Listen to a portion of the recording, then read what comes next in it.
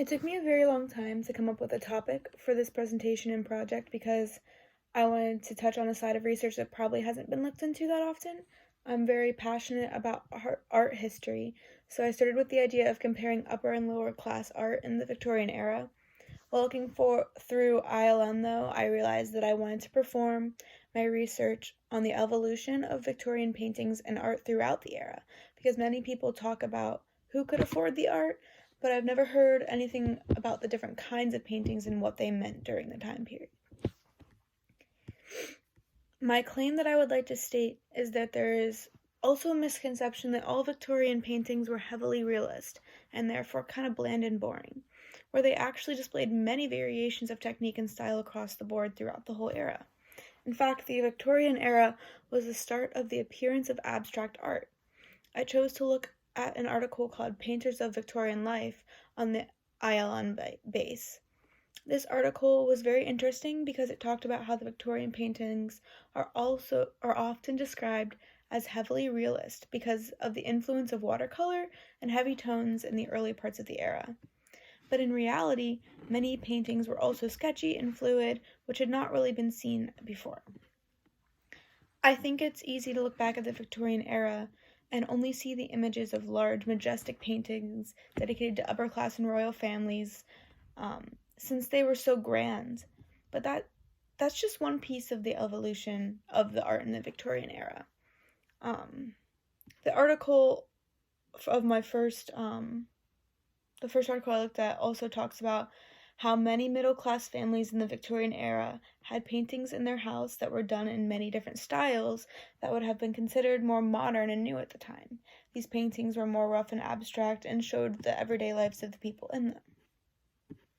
My first secondary source from Garner's Antiques was an article called Characteristics of the Victorian Era and its Variations in Different Eras.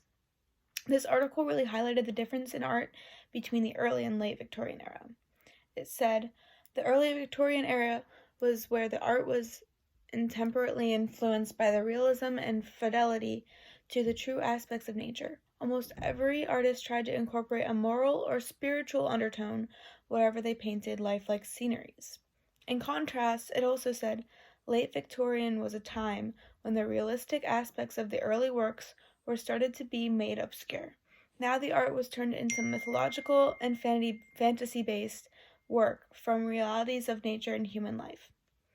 This was a time when adding sculptures of gods and goddesses became an obsession of the art lovers.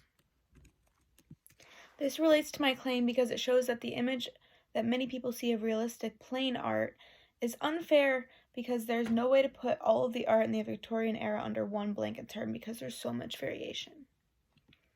My second secondary source from the Victorian era.org is an article called Victorian Paintings, the Art and Culture. This article challenges my claim but also supports it. The article talks about how Victorian art is often referred to as the age of realism, but that this is false because of the emergence of abstract art. In contrast, it also says that during this time, the main subjects of paintings were nobility, military, and historical scenes. This does not go with my claim because I'm trying to prove that art was constantly changing in this era, which also includes the subjects that are being painted. My primary source supports my claim when talking about how many middle-class people had paintings of things that were in their everyday lives, which does not support the statement from my secondary source. In my primary source, it talked a lot about how people had paintings in their houses that had many different types of frames. They weren't all grand frames, they were just normal, and that they were paintings of things such as churches and the streets outside their homes, things that weren't even just majestic pictures of royal family members, I think that there's a large misconception of the fact that when people think back at Victorian art, they just think of those large paintings of like Queen Victoria and her family and all of her children. And while that was a very large, important part of the evolution of art in that era, it's not quite fair to only think of that when you think of the entire era, because abstract art was started in the same exact era as all of that too, and nobody ever thinks of that. So I'm very excited to dig deeper into my research and find more about my claim and how abstract art sometimes just gets brushed over and how it shouldn't be brushed over.